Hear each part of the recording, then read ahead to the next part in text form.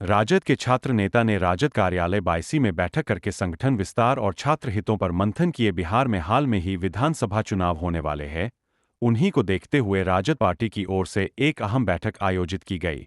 बैठक की अध्यक्षता राजद के छात्र नेता प्रखंड अध्यक्ष इकबाल हुसैन ने की, जिसमें संगठन के विस्तार से लेकर छात्र हितों और आगामी विधानसभा चुनाव को लेकर व्यापक रणनीति पर चर्चा की गई। बैठक में मुख्य अतिथि राजद के छात्र नेता जिला अध्यक्ष मोहम्मद बिस्मिल मौजूद रहे। उन्होंने कहा कि सीमांचल की सभी विधानसभा सीटों पर महागठबंधन की जीत होगी। उन्होंने यह भी जोर दिया कि छात्र राजद केवल एक संगठन नहीं, बल्कि युवाओं की ताकत और बदलाव की बुनियाद है। बैठक की गरिमा उस समय और बढ़ गई जब बायसी विधानसभा के विधायक सैयद रुकनुद्दीन अहमद भी इसमें शामिल हुए। उन्होंने सभा को संबोधन करते हुए कहा कि बिहार का भविष्य तभी उज्ज्वल होगा जब युवा छात्र जागरूक होंगे। आज हमारे छात्र युवा राजद की एक महत्वपूर्ण बैठक हमारे जिलाध्यक्ष कृष्ण साहब के नेतृत्व में संपन्न हुआ, जिसमें पूरे इलाके से छात्र युवाओं ने भाग लिया। इसमें विस्तृत रूप से संगठनात्मक ढांचे पर विचार विमर्श किया गया और आगामी विधानसभा के मद्देनजर जो आगे की रणनीति है उस पर भी विचार विमर्श किया गया। कि छात्र युवा शक्ति ही देश की रीढ़ है और युवाओं के द्वारा भी क्षेत्र का, देश का, राज्य का दशा और दिशा दोनों बदलता है। क्योंकि ये लोग पठन पाठन काल से जुड़े हैं और हमारे माननीय नेता श्री तेजस्वी प्रसाद यादव जी का जो आइडियोलॉजी है वो जन जन तक पहुँचाने के लिए और उनका जो चुनावी घोषणा पत्र है जो राज्य में मुख्यमंत्री बनने के बाद उनकी योजनाओं का जो क्रियान्वयन होगा उस पर भी गहन विचार विमर्श हुआ और छात्रों ने प्रतिज्ञा ली है कि आगामी जो विधानसभा चुनाव होगी उसमें राष्ट्रीय जनता दल की सफलता के लिए और अपने राज्य के भावी मुख्यमंत्री के रूप में श्री तेजस्वी प्रसाद यादव जी को देखने का अहद किया है। सबसे पहले सभी पत्रकार बंधुओं का बहुत बहुत आभार। जो आज छात्र राजद पूर्णिया जिला इकाई की ओर से बायसी प्रखंड का जो विस्तार किया गया, बायसी प्रखंड के मेरे माननीय प्रखंड अध्यक्ष इकबाल जी के नेतृत्व में किया गया और अभिभावक स्वरूप हमारे माननीय विधायक सैयद रुकनुद्दीन अहमद साहब जी मौजूद रहे कार्यक्रम में।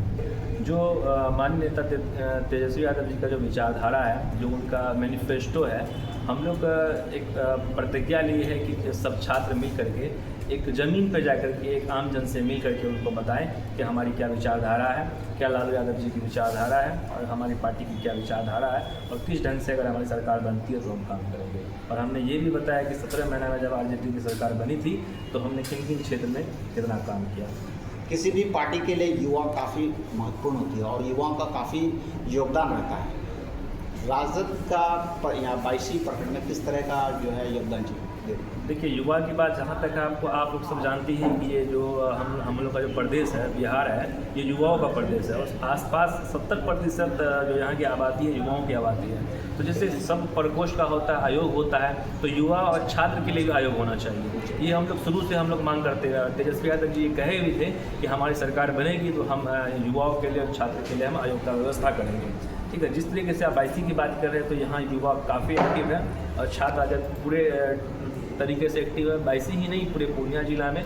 और आज हम लोग एक प्रतिज्ञा लिए है कि पूर्णिया जिला में जो 7 विधानसभा है, 7 में महागठबंधन चुनाव में, आगामी चुनाव में, विधानसभा चुनाव में परचम लहराएगी। जहाँ एक तरफ देखा जाए कि आप सभी स्टूडेंट राजद से जुड़ रहे हैं और उनके साथ अब चुनाव में भी अब आप लोग मिलकर आगे आ रहे हैं, लेकिन वहीं दूसरे पार्टी लोग कहते हैं कि राजद में ज़्यादातर गुंडा तत्व के लोग पाए जाते हैं, ज़्यादातर राजद में गुंडे रहते हैं। तो इसमें आप लोग क्या किस तरह से देखते हो, इसमें क्या कहेंगे? देखिए, एक बात हम आपको बताना चाहते हैं कि जिस तरीके से एक प्रोपेगेंडा सेट किया गया कि महागठबंधन और आरजेडी के सरकार को एक नाम दिया गया गुंडाराज गुंडाराज।